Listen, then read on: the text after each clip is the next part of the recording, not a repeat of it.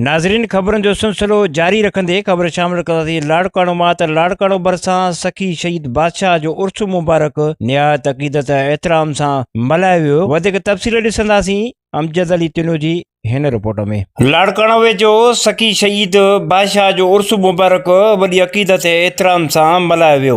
उर्स मुबारक में सॼे नाले वारे सूफ़ी फनकारनि पंहिंजे फन जो मुज़ाहिरो पिणु कयो। उर्स मुबारक में लाड़काणे समेत सिंध जे मुख़्तलिफ़ इलाइक़नि मां अक़ीदतमंद ज़ियारत करण ऐं उर्स मल्हाइण लाइ पहुता। इन मौक़े ते अॻुवाणनि विन न्यूज़ सां ॻाल्हाईंदे चयो त तव्हांजा शुक्रगुज़ार आहियूं मीडिया जा भाऊ विनोद जेको तव्हांजो चैनल आहे उन्हनि जा थोरा आहियूं ऐं असां हिते काफ़ी टाइम खां ईंदा आहियूं। हिते असांखे हिन शहीद बादशाह जी दरगाह ते जुमे ते दिली सुकून ईंदो आहे। ऐं हीअ अलाह जे वलीअनि जो हिकिड़ो पैगाम मैसेज आहे त हीअ सिंधु असांजी जेको आहे अमुन जी आहे ऐं अमुन सां ई सभु कुझु आहे।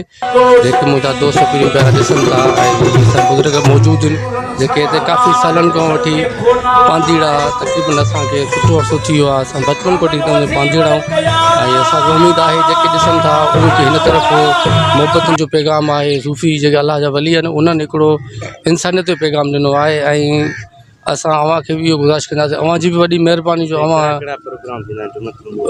सुठा मौसीक़ी ईजाद थींदा आहिनि ऐं मोहबत नगर न्यास ऐं प्यार जूं सूफ़ी विराग थींदो आहे ऐं हिते सुठियूं ॻाल्हियूं ऐं मोहबतुनि जा हिते मतिलबु विराग थींदा आहिनि। जे पांधीड़नि जो ऐं फ़क़ीरनि जो चवणु आहे त असांखे साईं जी दरगाह ते ईंदा आहियूं हर जुमे ते, असांजूं हर मुरादूं साईं पूरियूं कंदो आहे। ऐं हिते हर जुमतुल मुबारक ॾींहं ते मौसीक़ी जो प्रोग्राम थींदो आहे, रूह रियाण थींदी आहे, उनखे अलावा नगर न्याज़ पिणु थींदो आहे।